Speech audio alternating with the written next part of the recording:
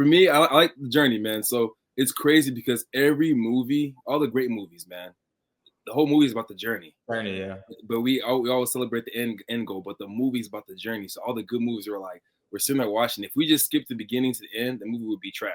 It was like this movie was so quick. There's no story, there's no juices. The whole point of the juice is that struggle period. But in Yeah. our lives, we don't want to experience that. But we're gonna go to a movie for 3 hours, 2 hours, and then clap at the end and say that was a great movie, man. But he struggled the whole time.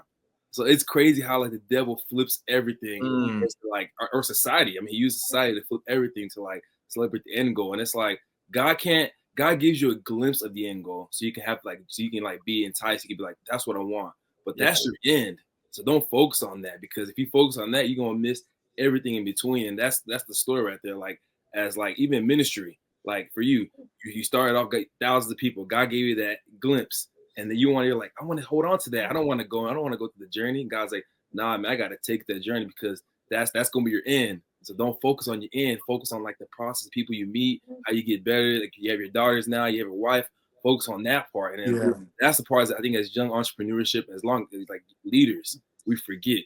And I always Yeah. feel like, bro, leadership is lonely. Leadership, man, God's gonna take you to that moment of like depression by yourself, and it's like, no, God don't want that. We read about it in Elisha's story, we read about it in David's story, we read about it in like, man, every leader in Moses, every leader Joseph, every leader had to go through that isolation, that period of like depression of everyone's gone. God, there's no one for me. God's like, God keeps showing you like, nah, take another step, a day at a time. And God brings people in your life that who are for you, who are supposed to be there, and you start giving God glory at the end of the day. So that's the story right there. And so my question, I guess, after that is, man, that part of that depression where you're in the parking lot. I know your wife kind of helped you with that. But what if it's a young entrepreneur who doesn't have a wife, doesn't have a girlfriend? What are some tools or what are some things they can do to get out of that, to go to that next day thing and to keep going, whether it's in ministry or business? Yeah, bro, that's a really good question.